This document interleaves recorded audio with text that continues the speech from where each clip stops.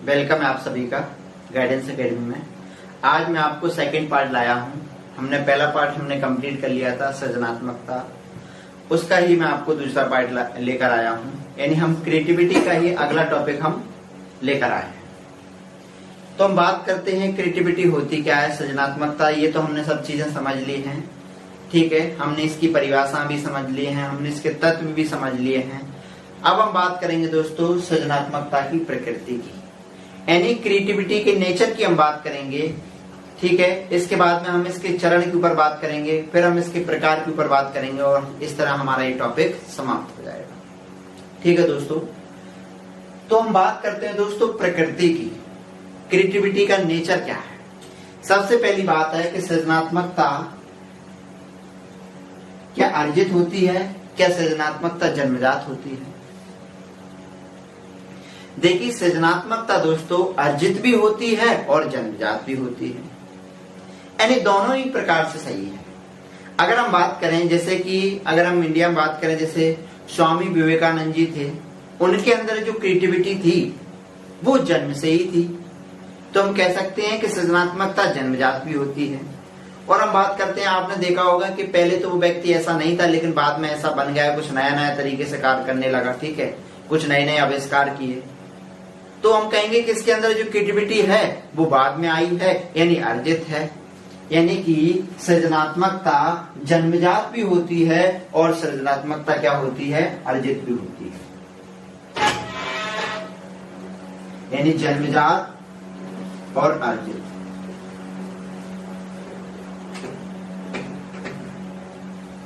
यानी पहला पॉइंट है कि सृजनात्मकता क्या होती है, जन्मजात भी होती है और सृजनात्मकता अर्जित भी होती है। यानी ये पॉइंट क्लियर हुआ दोस्तों, सृजनात्मकता जन्मजात भी होती है और अर्जित भी होती है। दूसरे पॉइंट की हम बात करते हैं दोस्तों। दूसरा पॉइंट ये है कि सृजनात्मकता और बुद्धि दोनों में धनात्मक संबंध पाया जाता है, या कह सकते हैं क्या होता है, डायरेक्ट संबंध पाया जाता है। देखिए कैसे है दोस्तों, अगर सृजनात्मकता ऊपर जाएगी तो बुद्धि भी ऊपर जाएगी, यानी बुद्धि ऊपर जाएगी तो सृजनात्मकता भी ऊपर जाएगी।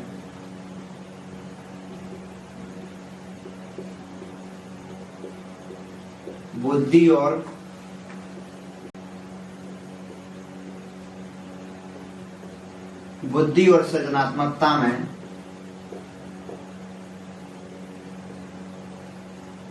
धनात्मक संबंध होता है।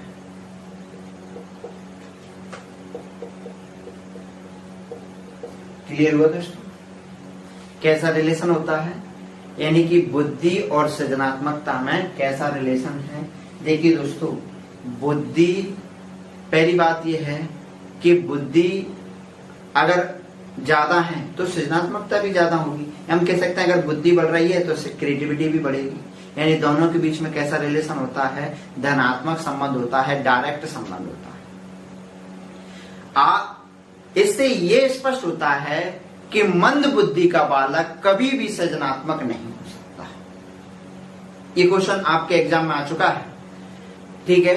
ये यूपी टेट में एक बार क्वेश्चन पूछा गया था कि मंद बुद्धि का बालक कभी भी क्या नहीं हो सकता, सृजनात्मक नहीं हो सकता। क्योंकि सृजनात्मकता के लिए एक बुद्धि का आईक्यू लेवल, यानी कि उसका क्या होना चाहिए, औसत से तो ऊपर होना चाहिए।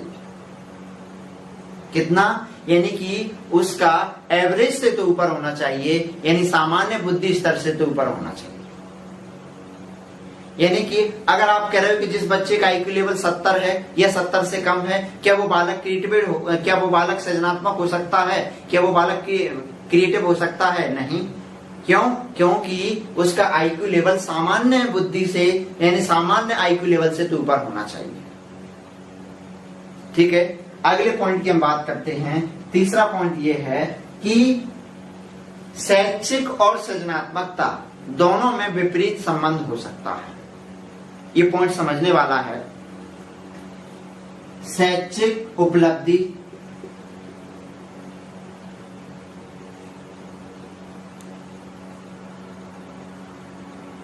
शैक्षिक उपलब्धि और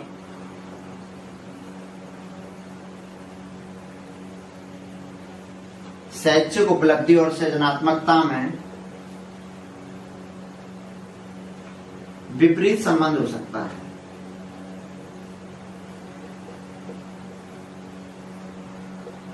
विपरीत संबंध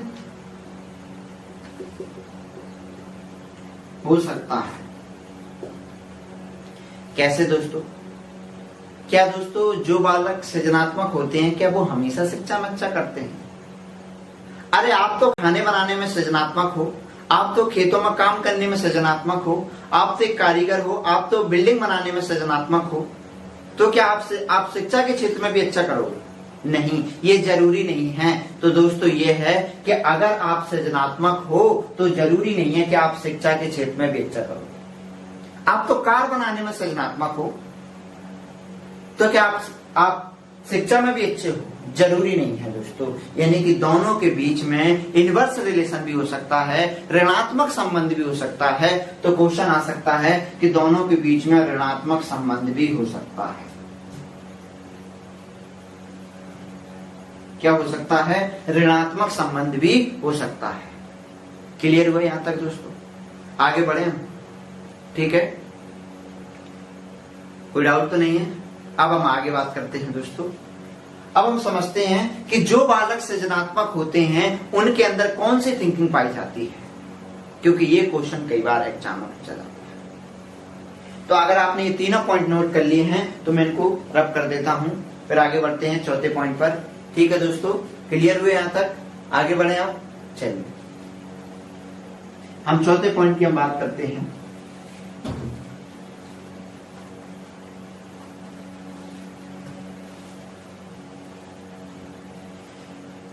चौथा पॉइंट ये है कि जो सृजनात्मक बालक होते हैं उनके अंदर कौन सी थिंकिंग होती है, यानी अपसारी चिंतन होता है। यानी क्या होते हैं?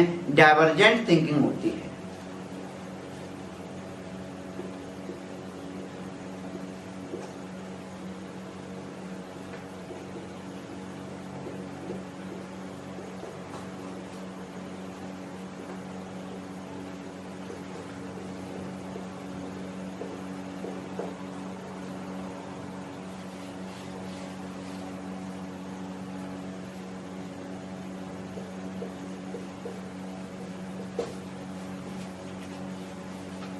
क्या होता है दोस्तों?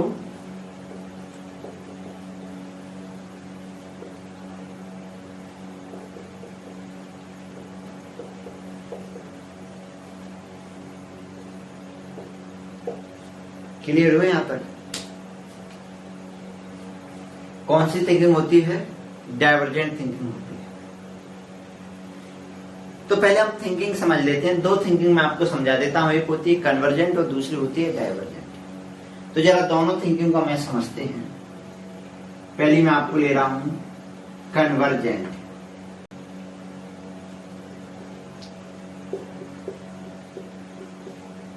अभिसारी चिंतन, ठीक है? और दूसरी हम बात करेंगे यहां डाइवर्जेंट।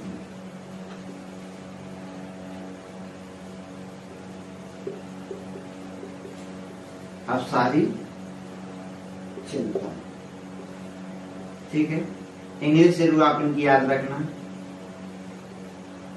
एक नंबर का 100% आपके एग्जाम में आएगा, चाहे सीटेड हो, चाहे ईपीटेड हो, चाहे आप मध्य प्रदेश टेड हो, चाहे आपका रीट हो, चाहे आपका सीटेड हो, चाहे आपका केंद्रीय विद्यालय हो, यानी कोई सा भी एग्जाम हो उसमें सभी में आएगा।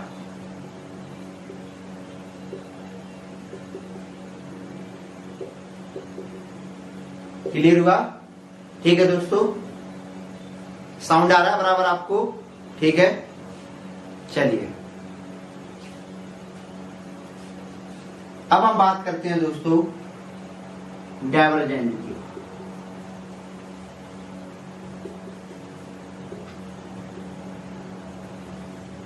ठीक है,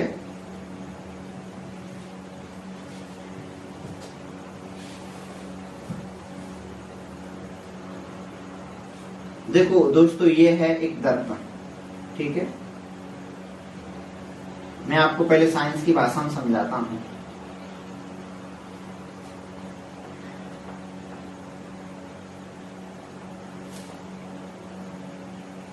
देखिए दोस्तों, यहां से आ रही है, क्या है, ये लाइट है, ठीक है, ये कांच है,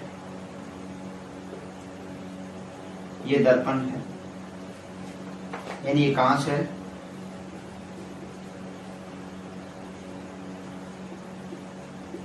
समझिए इसका एग्जांपल से। यहां से दोस्तों ये लाइट आ रही है, ठीक है, यहां से ये किरणें आ रही हैं और इस कांच से होकर ये गुजर रही हैं। और अगर ये कांच से होकर गुजरे और ये सभी एक बिंदु पर होकर मिल जाएं, और ये सभी होकर एक बिंदु पर मिले, ठीक है, तो उसको हम क्या कहते हैं, उसको हम अपसारी कहते हैं, ठीक है। और यहां से ये किरणें गुजर रही हैं और ये एक बिंदु पर होकर ना मिले, ये अलग अलग बिखर जाएं, तो उसको कहते हैं हम डाइवर्जेंट यानी कन्वर्जेंट। या फिर मैं दूसरे तरीके से आपको समझाता हूं कि जब मैं आपको 100 बात बोलूं और आप केवल उनका एक ही आंसर निकालें, यानी एक ही अर्थ निकालें, तो कहूंगा कि आप अभिसारी चिंतन कर रहे हैं। और जब मैं आपको एक बात बोलूं और आप उसके 17 मतलब निकालें, कह सकते हैं 100 मतलब निकाले, तो उसको कहेंगे हम डाइवर्जेंट। क्योंकि डाइवर्जेंट का मतलब होता है बाहर की तरफ होकर सोचना और कन्वर्जेंट का मतलब होता है अंदर की तरफ होकर सोचना। अगर हम बात करते हैं दोस्तों, ये है बॉक्स, इसमें तीर दोस्तों अंदर की तरफ लगे हैं, ठीक है, और ये है दोस्तों, ये भी एक बॉक्स है, इसमें तीर बाहर की तरफ लगे हैं, ठीक है दोस्तों। इसमें क्या है, इसमें तीर बाहर की तरफ लगे हैं और इसमें अंदर की तरफ लगे हैं। ये दोस्तों क्या शो कर रहा है, ये क्या शो कर रहा है दोस्तों, ये शो कर रहा है क्या, ठीक है, यानी कि अंदर की तरफ होकर सोचना, ठीक है, और ये क्या शो कर रहा है, बाहर की तरफ होकर सोचना। देखिए दोस्तों, जब तक आप बाहर की तरफ होकर नहीं सोचेंगे तब तक आप कुछ नया नहीं कर सकते। यानी सृजनात्मकता के लिए कुछ नया करना है, कुछ नया करना है, तो कुछ नया करने के लिए आपको बाहर की तरफ होकर सोचना पड़ेगा, यानी कि आपके अंदर डाइवर्जेंट थिंकिंग होना चाहिए। लेकिन अगर आप सब चीजों को मिलाकर एक बिंदु पर होकर सोचते हैं तो आप कन्वर्जेंट कर रहे हो। देखो दोस्तों, अगर आपको लाइफ टाइम याद रखना है तो एक एक लाइन से याद रखिए, सी और D. C for convergent, D for divergent. C मतलब पॉजिटिव, पॉजिटिव मतलब जोड़ना, ठीक है। सी क्या करेगा, जोड़ने की बात करेगा, और डी क्या करेगा, डी अलग करने की बात करेगा। अलग करना मतलब बाहर की तरफ जाना। अगर आप इस रूम में बैठे हो और इस रूम से आप बाहर की तरफ होकर सोच रहे हो तो आप क्या कर रहे हो, आप अभिसारी चिंतन कर रहे हो, आप डाइवर्जेंट थिंकिंग कर रहे हो। और अगर आप उन बिंदुओं को मिलाकर होकर सोच रहे हो, एक बिंदु पर एक पॉइंट पर होकर सोच रहे हो, तो कहेंगे कि आप क्या कर रहे हो, आप कन्वर्जेंट कर रहे हो। तो आपके एग्जाम में क्वेश्चन ये सीटेट में पूछा गया था एक बार, और आपके वर्ग 2 में हर सेट पेपर में एक क्वेश्चन आया था इससे। अगर यहां पर आपसे पूछेगा, ये है दोस्तों इन द बॉक्स, ठीक है, ये है दोस्तों इन द बॉक्स, और ये है दोस्तों आउट द बॉक्स। क्या है ये है दोस्तों आउट द बॉक्स। तो जब आपसे क्वेश्चन ये पूछा जाता है कि आउट द बॉक्स थिंकिंग कौन सी होती है, डाइवर्जेंट होती है, और इन द बॉक्स कौन सी होती है, तो कन्वर्जेंट होती है। तो दोस्तों ये क्लियर हुआ, आगे बढ़े, कोई समस्या किसी प्रकार की, ठीक है, कोई डाउट तो नहीं है दोस्तों, यहां तक क्लियर हुआ। अगले पॉइंट पर आते हैं। आपने ये समझ लिया, ठीक है, अगर आपने ये समझ लिया तो समझ लिया आपने 1 नंबर अपना पक्का कर लिया। कोई डाउट तो नहीं है दोस्तों, आगे बढ़े। चलिए अब हम बात करते हैं दोस्तों इसके सिद्धांत की, ठीक है। ये हमने समझ लिया डाइवर्जेंट क्या होता है, कन्वर्जेंट क्या होता है, ये चीजें समझ ली, ठीक है। अब हम बात करते हैं इसके चरण की। क्लियर हुआ, बढ़े आगे। चलिए दोस्तों, सृजनात्मकता के हम चरण पढ़ते हैं।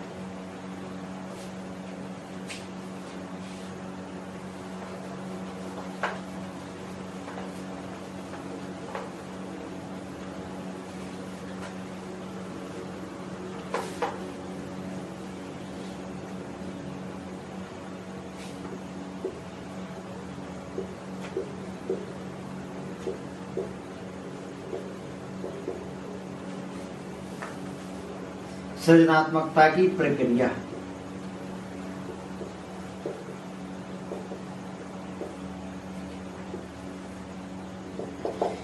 क्लियर हुआ?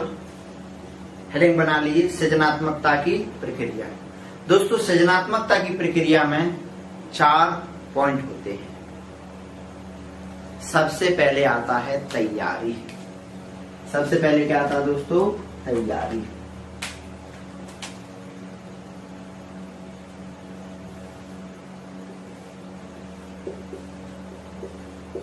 सबसे पहला पॉइंट क्या है दोस्तों? तैयारी। क्योंकि जब हमारे सामने समस्या आती है तो जैसे ही समस्या आती है तो हम चिंतन करना शुरू कर देते हैं। और चिंतन में हम क्या करते हैं? चिंतन में हम ये सोचते हैं कि इसका कैसे नए तरीके से इसका समाधान निकलेगा। क्योंकि जैसे ही हमारे सामने समस्या आती है हम उसका क्या करते हैं? हम उसके ऊपर तर्क लगाना शुरू कर देते हैं। यानी कह सकते हैं हम क्या करते हैं? तैयारी करना शुरू कर देते हैं कि इसका समाधान कैसे निकलेगा। और हम उसके ऊपर काम करते हैं कि समाधान कैसे निकलेगा। और दोस्तों, जब हम काम करते हैं और उसका समाधान नहीं मिलता है, ठीक है, तो हम क्या करते हैं? उस समस्या को एक साइड में रख देते हैं। उसी को कहते हैं उद्भवन। उसी को कहते हैं उद्भवन। यानी दूसरा पॉइंट निकल कर आता है कि जब समस्या का समाधान नहीं मिलता है तब आता है दोस्तों उद्भवन।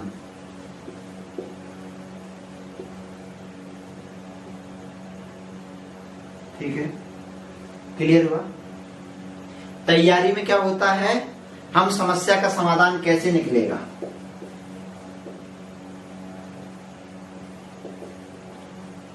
समस्या का समाधान कैसे निकलेगा, ठीक है, इसके लिए हम क्या करते हैं? तैयारी करते हैं। और समस्या का समाधान ना मिलने पर समस्या को एक साइड में रख देना क्या कहलाता है? उद्भवन कहलाता है।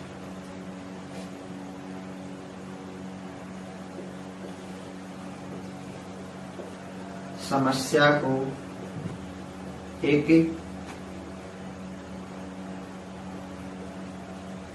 एक तरफ रख देना, समस्या को एक साइड में रख देना उद्भवन कहलाता है। जैसे फॉर एग्जांपल के लिए मैंने आपको एक क्वेश्चन दिया सॉल्व करने के लिए। आप घर गए और घर जाकर आपने देखा कि इसका समाधान कैसे निकलेगा, ये समस्या है, क्योंकि उसका आंसर ना आना एक समस्या ही है। तो आपने उसकी तैयारी की, तो आपकी तैयारी की अवस्था थी और आपने उसमें एक फॉर्मूला लगाया, दूसरा फॉर्मूला लगाया, तीसरा फॉर्मूला लगाया, ठीक है, आप परेशान हो गए, फिर आपने उसको एक साइड में रख दिया कि छोड़ो, नहीं निकला सॉल्यूशन। तो हम क्या करते हैं? जब समस्या का समाधान नहीं मिलता है तो हम क्या करते हैं? समस्या को एक साइड में रख देते हैं। यानी समस्या का समाधान ना मिलने पर उसे एक साइड में रख देना उद्भवन कहलाता है। अब तीसरा पॉइंट आता है प्रदीपन।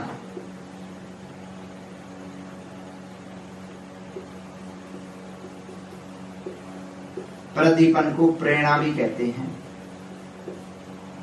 प्रदीपन, तीसरा पॉइंट आता है प्रदीपन। प्रदीपन में क्या होता है दोस्तों? जैसे मैंने आपको एग्जांपल दिया था कि मैंने आपको एक क्वेश्चन दिया, घर गए आप सॉल्व करने के लिए, उसका सॉल्यूशन नहीं मिला तो आपने एक साइड में रख दिया। अब आप कोई दूसरे काम में लग गए, लेकिन दूसरे काम में जब आपको अचानक से उस समस्या का समाधान याद आ जाए तो उसी को कहते हैं दोस्तों क्या? प्रदीपन कहा जाता है। यानी कि प्रदीपन में हमें अचानक से उस समस्या का समाधान याद आ सकता है, या कह सकते हैं कहीं से प्रेरणा पाकर हमें उस समस्या का समाधान याद आना, कह सकते हैं कहीं से प्रेरणा पाकर हमें उस समस्या का समाधान याद आना ही क्या कहलाता है? प्रदीपन कहलाता है। क्लियर हुआ दोस्तों? कोई डाउट? यहां तक क्लियर हुआ? यानी कि समस्या का समाधान याद आने पर, समस्या का समाधान याद आना, समस्या का समाधान याद आना, याद आना। अब जैसे ही समस्या का समाधान याद आ जाएगा तो हम क्या करेंगे दोस्तों, यानी समस्या का समाधान याद आएगा तो हम क्या करेंगे, उसको लगाएंगे कि ये सही है कि नहीं है। ये जो हमें सॉल्यूशन याद आया है, क्या ये सॉल्यूशन सही है, यानी उसकी जांच तो करेंगे ना हम, ठीक है। यानी कि लास्ट पॉइंट आता है हमारा, चौथा पॉइंट, फिर मापीकरण करना।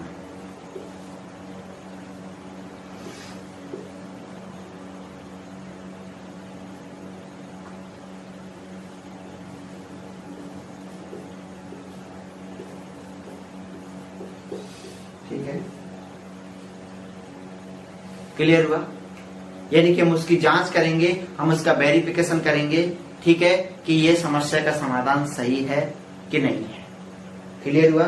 यानी यहाँ पर हम क्या करते हैं, जो हमें प्रदीपन में जो समाधान या प्रमापीकरण करना, ठीक है, वेरिफिकेशन करना। यहाँ पे क्या होता है, प्रदीपन में जो हमें जो समाधान याद आता है, हम उसकी क्या करते हैं, जांच करते हैं।